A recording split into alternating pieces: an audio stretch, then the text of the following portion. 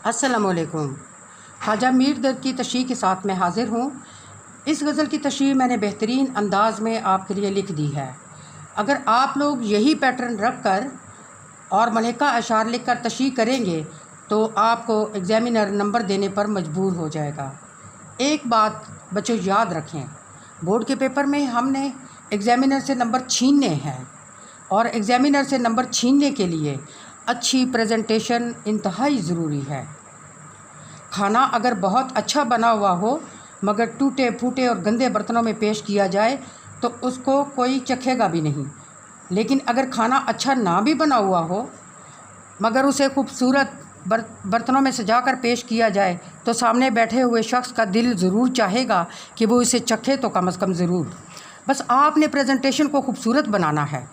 और ये प्रेजेंटेशन खूबसूरत कैसे होगी, इस वक्त मैं सिर्फ गज़ल के क्वेश्चन पे फोकस हूँ।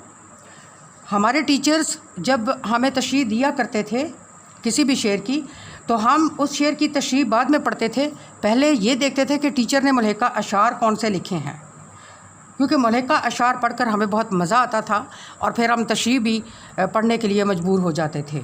तो मेरे कहने का मकसद ये है कि इस प्रेजेंटेशन को अच्छा बनाने के लिए आपको क्या करना है अभी मैं आपको बताती हूँ। लिखना आपने यही है जो मैंने आपको करवाया है।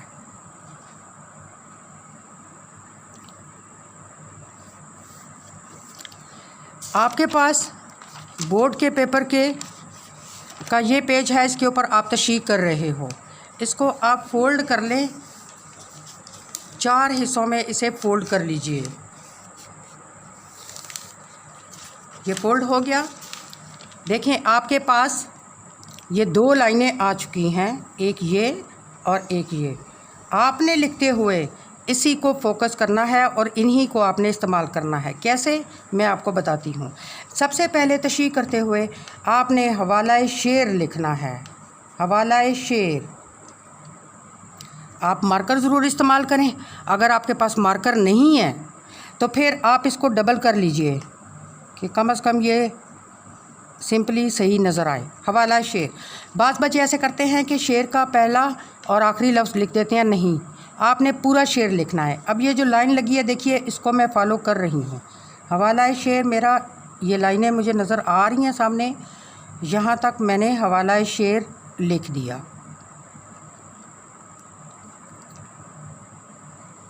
इसके बाद ये कि आपने दूसरा हेडिंग देना है सिनफ़े सुखन। सिनफ़े सुखन, और इसको भी डबल कर लें अगर मार्कर नहीं है। अगर मार्कर है तो मार्कर से ही आप बड़ा बड़ा करके लिखें, मकसद हल हो जाएगा। सिनफ़े सुखन। सिनफ़े सुखन तो हम गज़ल की तशरीह कर रहे हैं तो आगे लिख दें गज़ल। और अगर मार्कर नहीं है तो आप इसको कम से कम यूँ कर लीजिए गज़ल। इसके बाद शायर। इस गज़ल के शायर कौन हैं, उनका नाम हम लिखेंगे। फ़र्ज़ करें ये गज़ल लिखी है नासिर काज़मी ने, हम लिखेंगे नासिर काज़मी। इसे भी मैंने डबल कर दिया, नासिर काज़मी। अब जो हवाला शेर आपको दिया गया है, यानी कि जिस शेर की आपने तशरीह करनी है, बच्चों उस शेर पे गौर करें। उस शेर का मरकज़ी ख्याल क्या है? क्या ये इश्क़ हकीकी के बारे में है? क्या ये इश्क़ मजाजी के बारे में है? या गम दौरां के बारे में है? गम दौरां से मुराद ये ज़माने का कोई भी गम, मसलन नौकरी नहीं मिल रही उसका कोई गम है, मसलन कोई भी गम हो सकता है। तो अगर आप देखते हैं कि इनमें से कोई चीज़ है, मसलन अगर मजहबी है, मजहबी रंग है शेर में, तसव्वुफ़ का रंग है, तो आप उसका मफ़हूम लिखेंगे। हमारे पास हेडिंग आ जाएगा मफ़हूम। 2-3 लाइनों में आपने सिर्फ मफ़हूम लिखना है। जो शेर ऊपर दिया गया है इसका आपने गौर करने के बाद कि शेर में क्या बताया गया है, कौन सा रंग है इसमें, मजाजी है, हकीकी रंग है यानी अल्लाह ताला से मोहब्बत है, मजाजी यानी किसी बंदे से मोहब्बत है, गम दौरां यानी ज़माने का कोई गम है, मजहबी रंग है या तसव्वुफ़ का है, जो भी है वो आपने मफ़हूम आपने लिख देना है। फिर आप इसी लाइन से शुरू करेंगे मफ़हूम, आखिर तक लाइन तक आप आते जाएंगे। मफ़हूम मैंने लिख दिया। ये मेरी कम अज़ कम 3 लाइनों पे मफ़हूम आ गया। लाइन मैंने ये लगाई हुई थी, मैं इसको फॉलो कर रही हूँ। अब आ जाइए तशरीह की तरफ। तशरीह। अब जो भी इस शेर में बताया गया है वो तशरीह मैंने लिखनी शुरू कर दी। यहाँ पे यहाँ तक मैं आती गई, तशरीह लिखती गई। ये तशरीह मैंने लिख दी। अब आगे आ गया मलहिका, शेर मैंने लिखना है। शेर मैं लिखना चाहती हूँ, वो शेर मैं कैसे लिखूँगी? वो शेर मैं इस लाइन से शुरू करूँगी और यहाँ तक ख़त्म करूँगी। ये मैंने मलहिका शेर इसमें लिख दिया। फिर गज़ल की तशरीह करती जा रही हूँ, आखिर तक लाइन पूरी आए।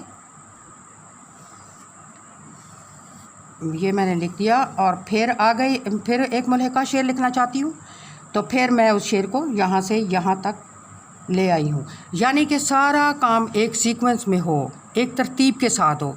एग्ज़ामिनर इसी चीज़ को देखेगा कि इसको पैटर्न कितना पता है, और जब मलहिका अशार को देखेगा तो वो समझेगा कि भाई इस बंदे को तो पता है कि मैंने तशरीह कैसे करनी है, और मलहिका अशार भी अच्छे होंगे तो वो आपको नंबर ज़रूर देगा। याद रखिए, शायर का हवाला आपने तशरीह के अंदर नहीं देना बल्कि अलग से देना है।